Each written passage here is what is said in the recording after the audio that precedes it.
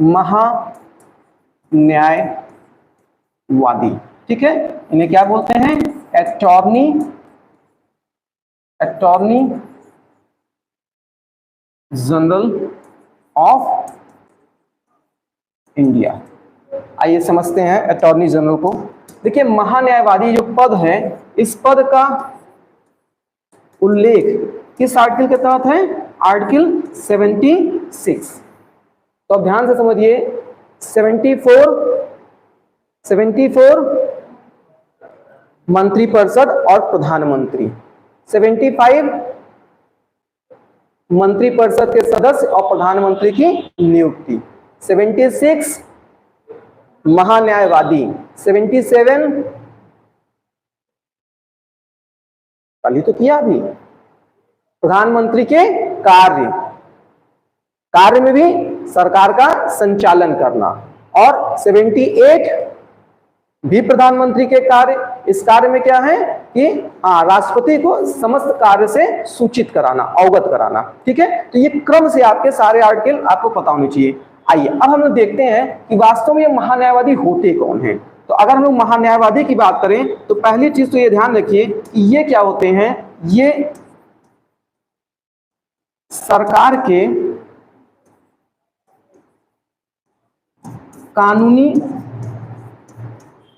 सलाहकार होते हैं। और कौन से सरकार? तो हम लोग सारी व्यवस्था केंद्रीय स्तर पे बात कर रहे हैं, इसलिए संघीय सरकार के क्या होते हैं? कानूनी सलाहकार होते हैं, ठीक है। इसके अलावा अगर हम दूसरे शब्दों में कहें तो कोई भी मुद्दा जो सरकार का सुप्रीम कोर्ट में होता है, उस मुद्दे को लेकर के ये क्या होते हैं? सरकार की तरफ से इनके वकील होते हैं। जैसे किसी प्रकार का विधायिका बना या संस्थान के किसी भी कार्यपालिका के खिलाफ किसी प्रकार की याचिका दायर हो गई, तो ऐसे में सरकार की तरफ से केस कौन लड़ेगा? सरकार की तरफ से केस लड़ने का कार्य जो होता है वो कौन करता है? महान्यायवादी करते हैं, ठीक है। इसके अलावा अगर हम लोग तीसरे संदर्भ में बात करें तो ध्यान रखिएगा कि जो मंत्रिपरिषद है, मंत्रिपरिषद एक सामूहिक रूप से, लेकिन जनरली आप क्या कहते हैं? ये प्रधानमंत्री का पूरा नेतृत्व चलता है। और चूंकि कार्यपालिका के भी प्रमुख के रूप में क्या होते हैं? राष्ट्रपति होते हैं। तो हम यहाँ राष्ट्रपति को भी ले लें।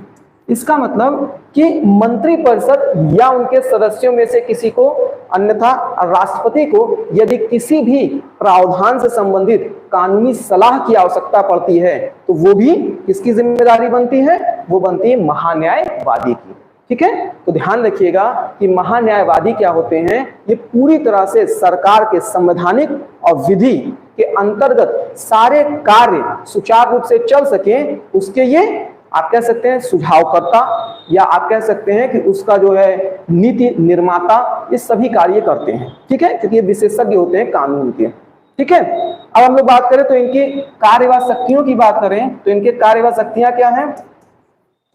तो कार्य भी तो एक तरह से आप वहां से समझ ही गए हैं, लेकिन फिर भी थोड़ा सा देख लेते हैं। देखिए आर्टिकल 88 ये क्या कहता है? तो ये जो भी बात कह रहा है वो दो लोगों के संदर्भ में कह रहा है। एक तो ये कह रहा है महान्यायवादी के संदर्भ में, और दूसरी बात ये किसके लिए कह रहा है? तो मंत्री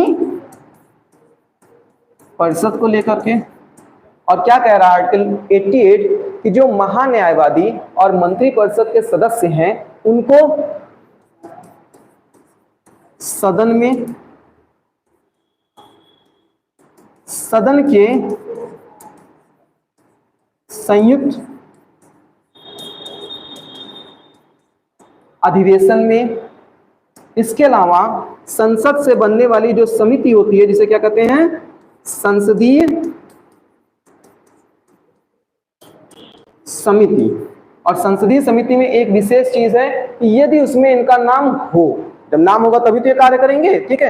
यानी संसदीय समिति के सदस्यों में इनका नाम उल्लेखित हो, तो यदि संसदीय समिति के सदस्य हों।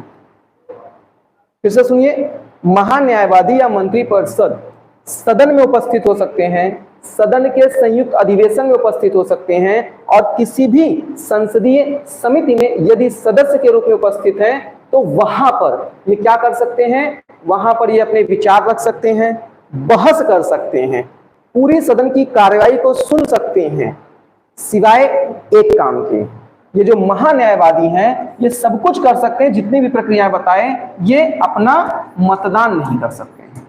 इसका मतलब ये सरकार का पक्ष रखेंगे, बहस करेंगे, सुनवाई करेंगे, सब कुछ करेंगे, लेकिन जब मतदान की प्रक्रिया होगी तो वहां पर ये अपना मतदान नहीं करेंगे। क्यों नहीं करेंगे? क्योंकि ये सदन के सदस्य नहीं है।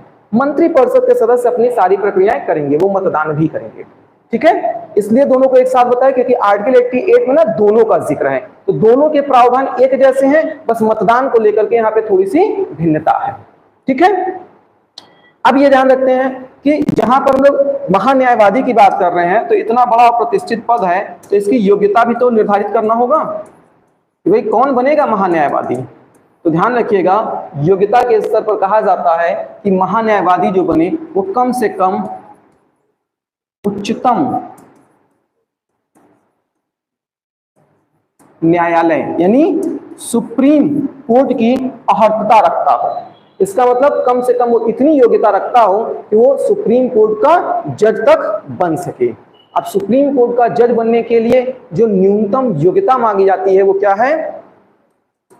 2, या तो हाई कोर्ट में 5 वर्ष क्या रहे हूं, जज का कार्यभार संभाले हूं, अन्यथा हाई कोर्ट में 10 वर्ष तक क्या किए हूं, वकालत किए हूं, अर्थात वकालत का अनुभव रहा हो, तभी कोई व्यक्ति क्या है वो सुप्रीम कोर्ट में जज बनने की योग्यता रखता है। तो जो महान्यायवादी बनता है उसके लिए भी अपेक्षा की जाती है कि कम से कम उसके पास इतना अनुभव या योग्यता तो हो।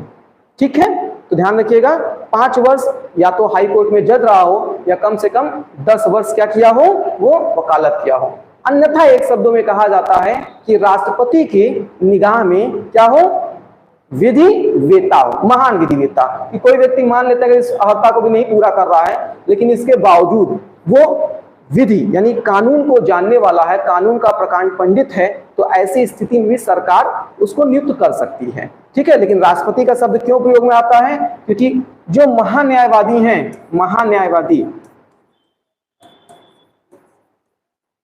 महान्यायवादी की नियुक्ति कौन करता है? ध्यान रखिएगा, इनका निर्वाचन नहीं होता है, इनका नियुक्ति होता है, इनको अपॉइंट किया जाता है। और नियुक्ति कौन करता है? राष्ट्रपति करते हैं। लेकिन आप जानते हैं कि राष्ट्रपति जो है वो कोई भी कार्य अपने मन से नहीं करते हैं। कैसे करते हैं? वो करते हैं मंत्री परिषद की सलाह पर। और मंत्री परिषद का तात्पर्य यहाँ पर क्या है? यहाँ पर प्रधानमंत्री से है। ठीक है, वर्तमान में महान्यायवादी कौन है?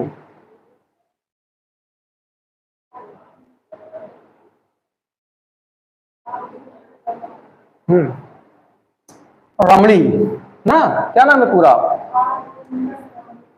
आर वेंकट रमणी। ठीक है, इन्हें जो है अक्टूबर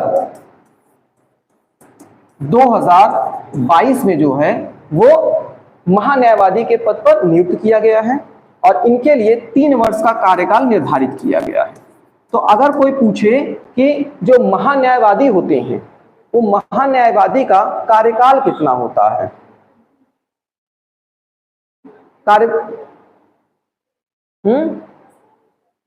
कितना होता है? तो ये होते हैं राष्ट्रपति के प्रसाद पर्यंत। इसका मतलब जब तक अच्छे कार्य करते रहेंगे, जब तक अच्छी सेवा देते रहेंगे, तो इनके कार्यकाल का कोई निर्धारण नहीं है। अन्यथा अगर इनके कार्य से सरकार प्रभावित नहीं हो रही है, सरकार को लाभ नहीं मिल रहा है, तो किसी भी समय इनको इनके कार्यभार से मुक्त किया भी जा सकता है। ठीक है, तो ये आप कह सकते हैं क्वालिटी बेस्ड आपको यहाँ पर अपॉइंटमेंट मिलता है और कितना लंबे समय तक आप उस पोस्ट पर एग्जिस्ट कर सकते हैं ये डिपेंड करता है आपके परफॉर्मेंस पे ना। थोड़ा प्राइवेट सेक्टर जैसा काम लग रहा है यहाँ पर। ठीक है,